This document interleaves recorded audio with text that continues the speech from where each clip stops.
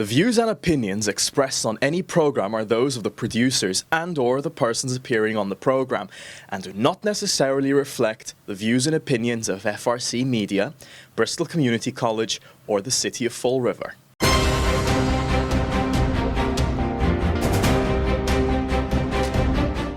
Good morning. Thank you for joining us here at FRC Media. We're getting closer to the November 5th election, and we're trying to speak to as many candidates as possible. So when you head to the polls, you'll make informed decisions. I'm pleased to be joined today by our U.S. Congressman who's running unopposed this November, but we're always happy to have Congressman Jake Auchincloss join us here in the studio. Congressman, thank you for joining me. I appreciate it. Thank you for coming back to Fall River. It's always nice to be with you, Keith. I know you're here quite often, and I know we're catching you on a day where you've got a number of events here in Fall River, but I want to start with your re-election campaign. You ran in 2020, first elected. The subsequent two elections, 22 and 24, running unopposed. How does that make you feel that it appears that there's people that have been really supportive of you the last 4 years and now heading into a third term? I'm grateful and honored by the support of the district, but I don't take as my measure of success whether or not there's a challenger to my re-election. I represent 800,000 people, and I can't control what any one of them is going to decide to do in terms of putting their name on the ballot. What I can control is, am I delivering for the district? Am I representing people's values with my voice and vote? And am I supporting and defending the Constitution of the United States? And if I do those three jobs well, then I think that the voters of Massachusetts are going to continue to have confidence in me. We've talked a lot about how you have particularly shown an interest in Fall River. I believe Fall River is the largest community within your district in terms of population. I know you have a great working relationship with Mayor Coogan and the legislative delegation here, and I know you've brought a lot back to Fall River. Talk about that over the past, 4 years, first two terms. When I think about my representation of Fall River, I put it into three different buckets. One, how am I delivering for Fall River with money and constituent services? And we can talk about that. Two, what am I doing to lower cost of living? And then number three, tackling the fentanyl crisis, because I know that substance use has led to problems with crime and homelessness that are quality of life issues for Fall River residents. Now, on those three fronts, the first and foremost has been the economic development and job creation efforts for Fall River. And there, as you said, I've been working very closely with Mayor Coogan, with Senator Rodericks, with Representatives Viola and Sylvia, and we're really a team. And what we have done is channel state and federal money towards a waterfront redevelopment project on Route 79, right around President's Ave there, where we're looking together to redevelop about 17 acres of waterfront property, try to create thousands of units of housing, as well as retail and residential in this really activated pedestrian arcade that can be mixed income, mixed use, and really revitalize a section of Fall River that has been, I think, underappreciated and underdeveloped for too long. I know there was another initiative you here earlier this year to our Flint neighborhood. Yes. Where you provided funding for their plans for urban renewal there, and also some work. It really does come down to neighborhoods, does it sometimes? Neighborhood to neighborhood is really important. That's absolutely right, and I think of it in that way, and that's where my partnership with the state representatives and the mayor is so impactful. The Flint neighborhood, federal dollars are going towards repaving the roads, fixing the sidewalks, beautification, walkability and safety improvements, really meant to help activate the streetscape so that businesses can open. And we did a Flint walking tour along with Representative Viola and others so that I could talk to the business owners along Flint and hear from them about what they need in terms of infrastructure improvements to best have thriving businesses. Because that's really, I think, the core unit of action for Flint redevelopment, is that these business owners feel confident that they can do business there. I want to talk a lot about some specific issues, some that you have elaborated on your campaign website and also within the district. But I think this discussion actually should start with Congress itself, right? Regardless of what happens in this election, it appears that both the House and Senate will have slim majorities, regardless of which party takes over. There's been a lot of criticism about Congress not getting things done because of the partisanship. I know I've asked you this before. How can that be broken? How can the logjam be broken? Because a lot of people say things aren't getting done. Yeah. How can that be broken, regardless of how the election turns out, in terms of trying to get things done for the American people in Congress? I agree with you that it's going to be slim majorities in either direction. I would contest the idea that Congress has been do nothing across both terms that I've been there, though. So I've been in Congress for 4 years, 2 separate terms, and actually it's been a tale of 2 Congresses. The 117th Congress in 2021 and 2022 was the most bipartisan and productive Congress in my lifetime. We did infrastructure investment to fix our electrical grids and upgrade our roads and bridges and our transit. We did climate action and clean energy investment.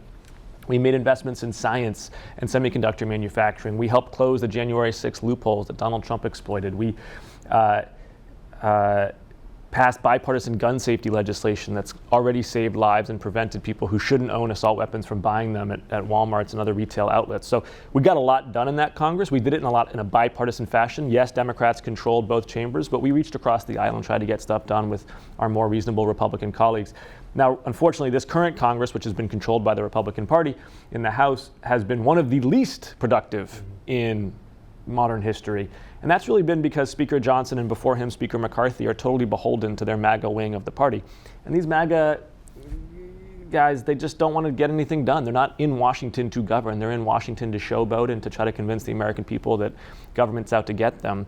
Very hard to negotiate with people like that. So we have been able to provide funding for our Democratic allies in Israel and Ukraine. We've been able to avert a debt default, but only because Democrats have repeatedly crossed the aisle and actually provided a majority of votes for these pieces of legislation, which is unheard of, to have a party in control of Congress relying on the minority party to give the majority of votes for critical legislation. Has not happened in my lifetime, and really a signal of the dysfunction of the GOP, which is why I think for Americans who are exhausted by petty partisanship, what we really need to do is force the Republican conference to clean house of their MAGA extremists and send their grown-ups back to the negotiating table and let us get stuff done for the American people in a bipartisan way. Will that only work if the Democrats say are in control of both houses of Congress, like it was those first 2 years? Because even if one like we have now, we have the Democrats control of the Senate and the Republicans of the House, will that stalemate continue unless there's control in both? Certainly in the lower chamber, that's true. And I don't say that as a Democrat. I say that as someone who's just been in Congress and watched what Congress looks like when there's Democrats in control versus Republicans in control. And as I said, Keith, Democrats were in control last Congress, and we got bipartisan policy passed. We reached across the aisle on science investments, on infrastructure investments, on gun safety legislation, and we made concessions and compromises and passed bills.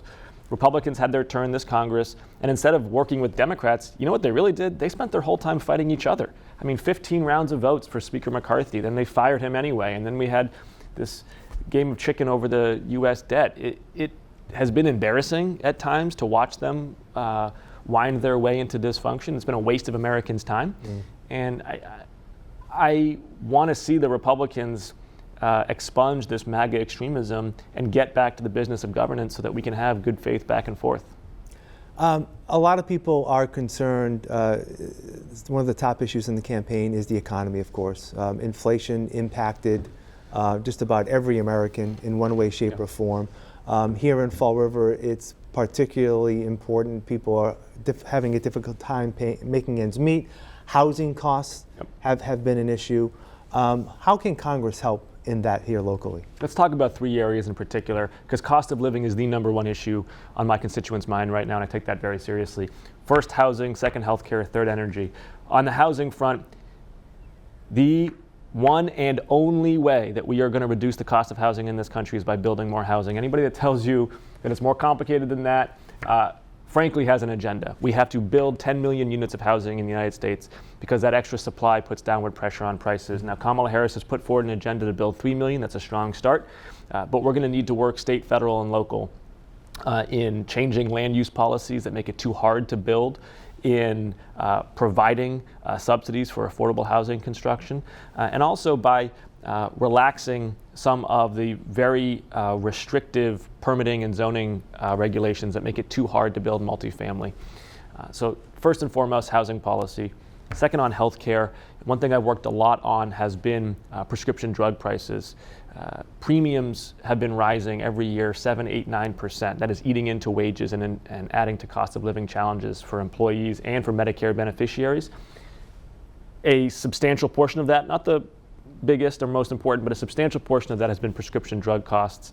I've been going after the pharmacy benefit managers who are Fortune 20 health insurance companies that have been price gouging prescription drugs. We were looking at 5,000% markups for leukemia drugs, 10,000% markups for multiple sclerosis drugs. It is unconscionable. They have been getting away with it for 2 decades now, and I have driven bipartisan legislation to crack down on these price gouging abuses. And then finally on energy, one thing this Congress did was pass the ADVANCE Act, which would streamline some of the permitting for new clean energy development, particularly in fission and fusion power.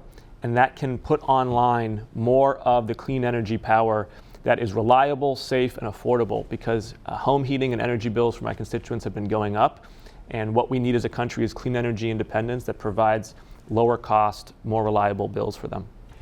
One of the main topics, if you go to your campaign website, is stemming the instances of gun violence. Yes. I believe if you go to the page on your issues, I think it's right up top, one of the top issues. Again, how can Congress play that role, again, with a divided Congress where you have Republicans who don't want to see any restrictions to the Second Amendment at all? How do you foresee trying to make those inroads? Just as a point of emphasis, Keith, we're not asking for restrictions on the Second Correct. Amendment. We're asking for a constitutionally valid reading of the Second Amendment. I'm a supporter of the Second Amendment, and it says a well-regulated militia being necessary for the security of a free people. The only time the word regulation appears in the Constitution is to describe how the government should approach the public safety of weapons. Well-regulated weapons means a ban on assault weapons. No civilian needs to be able to walk into a Walmart and buy a weapon of war. I slept, ate, trained, and patrolled with an assault weapon for 4 years as a Marine officer. Marine officers are required to spend 3 months handling this weapon, knowing how to assemble and disassemble it blindfolded before they're even allowed to put a bullet in the chamber. And yet civilians can buy this thing, no questions asked.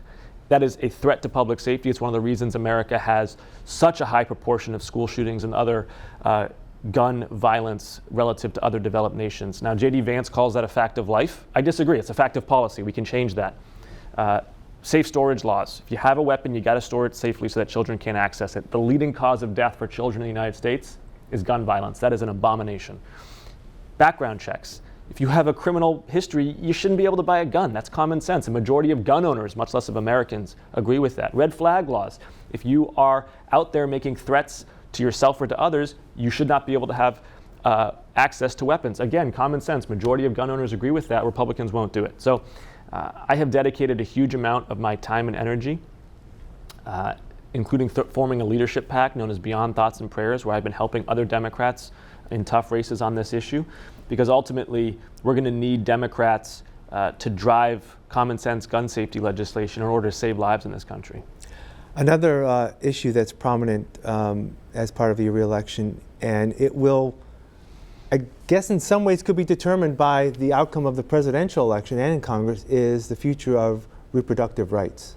Do you feel the same way, that a lot of it's going to hinge on who may be our next president, on how this moves forward? Well, certainly that, and also, of course, in Congress, Trump wants a national abortion ban. He'll claim that he doesn't, but I don't know why on earth he thinks he has any credibility with American women on that pledge, given that he has bragged about installing the Supreme Court justices who overturned Roe v. Wade. This man is anti-choice and has really built a political career and, frankly, a personal track record on denigrating and assaulting women, and should not be trusted on any promise that he makes. Absolutely, Kamala Harris is the pro-choice president, and Democrats will be the pro-choice majority in Congress. We will codify Roe as our very first piece of legislation on the House floor. That's a promise that we are making to American women, and it's critical, because right now you have women who are forced to make dangerous and heartbreaking decisions because politicians in Washington, D.C. think that they know better than women or their physicians. Yeah. Immigration is another issue nationwide. Here in Massachusetts, of course, we have an issue of housing immigrants. The state has a right to shelter law, and the governor has been working on that in conjunction with, I'm sure, with you and the other members of Congress. A lot of talk has been around the bipartisan immigration bill that, again, former President Trump had asked Republicans not to enforce. Yep. Are you a supporter of that? And Do you hope that will pass in the next Congress? I was and remain a strong supporter of the bipartisan border security legislation. This was border security legislation hammered out between a liberal senator and a conservative senator, one from Connecticut, one from Oklahoma. And it was the toughest border security upgrades in a generation, endorsed by the Border Patrol agents precisely because it was surging both resources, training, and personnel to the border to crack down on illegal crossings. I continue to support that, would vote for it were it put forward again next Congress. And as you said, Donald Trump torpedoed it because he wanted to campaign on the problem as opposed to helping to solve it. Now, that's not the only thing we need to do. In addition to tougher border security legislation, we also have to expand our bandwidth for immigration processing with more immigration judges and more ability to deliver due process for those who are trying to come here legally, seeking asylum or other means of accessing a visa. One good example of an outlet that we can use for that is Uniting for Ukraine and the sponsorship program for denizens of Honduras, Nicaragua, Venezuela, and Haiti. Those two programs, basically, they're complicated, but what they basically do is they allow Americans and employers to sponsor individuals from those countries to come here, and it provides housing and employment up front so that it's a win-win scenario. Right. That was a big issue with the presidential debate with the Haitian community in Springfield, Ohio, correct? Because they're here legally. So the Haitian community in Springfield was not under the sponsorship program, is my understanding. Okay. Now, I mean, Trump and Vance spun lies about that community to serve their own political ends, but it's an example of, under the sponsorship program, these individuals tend to be more dispersed because the housing and the employment opportunities are dispersed across the United States, and you don't tend to get the same concentration that you would see in those circumstances. Certainly here in Massachusetts, our programs and services are buckling under the strain of the migrant crisis. Too much money has had to be expended on this issue. It is a direct result of congressional and presidential failure over the last decades to solve the immigration issue, and I remain committed to bipartisan solutions to it. I will take tough votes on immigration along with my Republican colleagues so that we have rule of law at the border and so that we are not asking states and ultimately taxpayers to spend this amount of money in an inefficient way. We want to welcome newcomers, but we want to do it in an orderly process, and we want them to have housing and employment up front. And these sponsorship programs allow for that, but they've been underutilized, partly because Republicans have been intransigent on the issue. I want to shift to foreign affairs. You have been a staunch supporter of the United States supporting Israel in its conflicts with Hamas and Hezbollah. There are some other Democrats that may have differing issues. How do you balance those in working with some of your colleagues on this issue? And I know the president and vice president have been, again, supporters of Israel and their right to defend themselves. How do you feel that may play out with the Congress, next Congress? Yeah. I mean, it's not a balance, it's my job, right? I go to Washington, D.C. and work with 434 people who represent different constituencies and have different opinions than me, and my job is to get things done while still representing the voice and values of the Massachusetts 4th, so it's all in a day's work.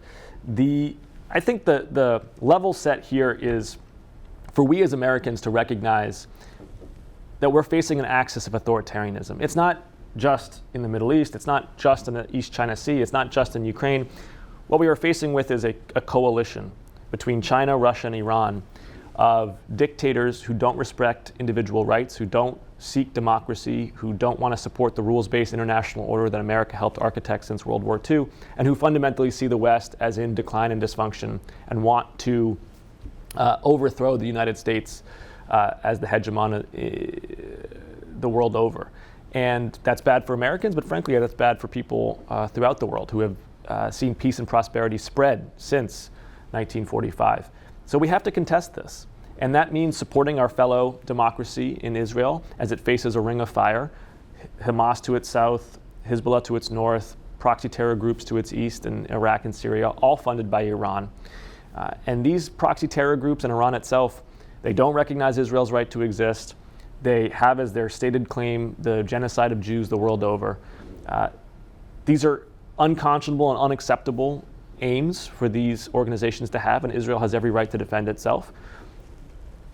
I think we also are going to continue to pressure Netanyahu to have a better strategy for how he's conducting these efforts. The IDF has employed effective tactics. Israel has clear war aims, but the strategy that connects those tactics with those war aims has been insufficient. It has not been well articulated. It has not been well executed.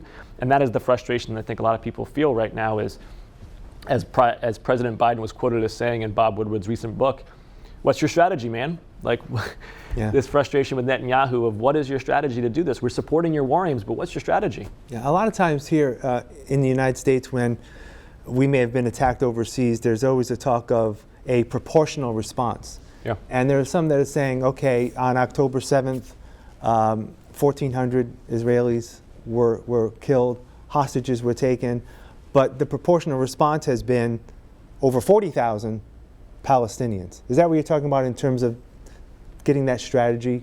No, not really, because I think, so first of all, the 40,000, we have to recognize that the majority of them are Hamas terrorists.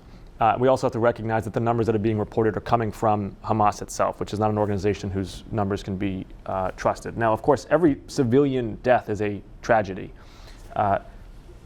What Israel is facing as it conducts these operations is an enemy that is using civilians as human shields. They are purposefully building their military infrastructure underneath civilian organizations like hospitals and schools. This puts Israel in a tremendously hard prism that they have to navigate through. I think tactically they've done a reasonably good job of doing that, actually. Because what Israel has to contend with is not only the 1,200 who were raped, murdered, tortured on October 7th, and the 200 who were taken hostage, but also the follow-on threats from Hamas and Hezbollah, because these are two organizations who have as their stated aims the destruction of Israel. They've broken about a half dozen ceasefires previously and have said they'll do so again. So Israel is not just trying to seek justice for a past wrong, it's also trying to seek peace in the future. And the way to seek peace is to not allow Hamas to have any role in governance in Gaza going forward. And that is the strategic point that I was making is, if you're seeking to displace Hamas from governance in Gaza going forward, which is a righteous war aim, what is your strategy to do that? You can kill a lot of the terrorists, but you're not going to kill all of them. And you're not going to upend the ideology that fuels it. The only way to do that is to have a positive agenda for the people of Gaza going forward. Economic development, infrastructure, security, education, redevelopment. And that requires competent governance as an alternative to Hamas, and nothing has been architected there to date. And that has been a failure of Netanyahu. Yeah. You have served on the Select Committee on Strategic Competition between the United States and China. We talked about Israel. You mentioned before about your support of making sure Ukraine continues to have the protection it needs against Russia as it moves forward.